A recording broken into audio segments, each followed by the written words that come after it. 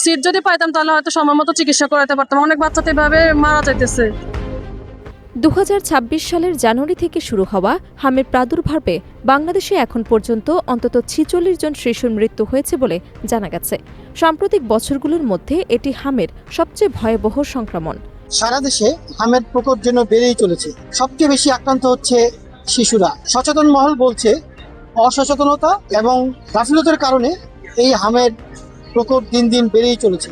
সরকারি এবং বেসরকারি বিভিন্ন হাসপাতালের তথ্য অনুযায়ী এ পর্যন্ত হামে আক্রান্ত হয়ে অন্তত 46 জন শিশুর প্রাণহানি ঘটেছে। গত বছরের তুলনায় হামের সংক্রমণ প্রায় 75 গুণ বেড়েছে। শুধু চলতি বছরের প্রথম 3 মাসেই 2268 জন শিশু হামের উপসর্গ নিয়ে হাসপাতালে ভর্তি হয়েছে।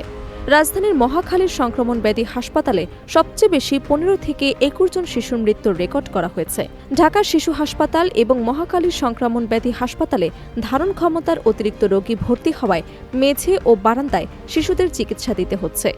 শয্যা খালি না থাকায় অসুস্থ শিশুদের নিয়ে অভিভাবকরা এক হাসপাতাল থেকে অন্য হাসপাতালে ছুটছেন, যা চরম মানবিক বিপর্যয়ের সৃষ্টি করেছে। প্রাদুর্ভাবের প্রধান কারণ বিশেষজ্ঞ ও স্বাস্থ্য বিভাগের মতে এই পরিস্থিতির পেছনে কয়েকটি বড় কারণ কাজ করছে। আসলে হাম একটি অত্যন্ত সংক্রামক ব্যাধি এবং সাধারণত শিশুরা বেশি আক্রান্ত হয় আর কি এতে। তো হামের লক্ষণগুলোর মধ্যে হচ্ছে প্রাথমিকভাবে তীব্র জ্বর, শরীর ব্যথা, শরীরে লালচে দাগ, র্যাশ বা আমরা ফুসকুড়ি বলি আর কি, এগুলো হয়। তো এখন যেহেতু হামের সিজন চলছে আর কি, তো অনেক বাচ্চারাই হামে আক্রান্ত হচ্ছে।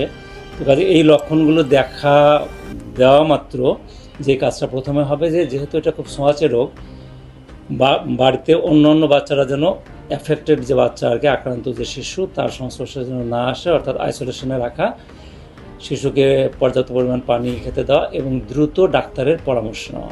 গত কয়েক বছরে দেশে হাম ও রুবেলা টিকার চরম সংকট দেখা দিয়েছে। 2024 সালে বিশেষ টিকাদান কর্মসূচি পরিচালনার কথা থাকলেও রাজনৈতিক অস্থিতিশীলতার কারণে তা হয়নি। স্বাস্থ্যমন্ত্রী সরদার শাখাওয়াত হোসেন বকুল জানিয়েছেন, পরিস্থিতি নিয়ন্ত্রণে সরকার আগামী 5 এপ্রিল 2026 থেকে সারা দেশে বিশেষ হাম রুবেলা টিকাদান কর্মসূচি শুরু করার ঘোষণা দিয়েছেন। বর্তমানে আক্রান্তদের 34% বয়স 9 মাসের কম হওয়ায় টিকার বয়স কমিয়ে 6 মাস করা হয়েছে। অর্থাৎ এখন থেকে 6 মাস বয়সী শিশুরাও হামের টিকা পাবে। টিকা আমদানির জন্য সরকার ইতিমধ্যেই 604 কোটি টাকা বরাদ্দ দিয়েছে। বিশেষজ্ঞরা বলছেন, আপনার শিশুর মধ্যে হামের উপসর্গ, জ্বর, শরীরে লালচে দানা বা শ্বাসকষ্ট দেখা দিলে দ্রুতই নিকটস্থ স্বাস্থ্যকেন্দ্রে যোগাযোগ করুন।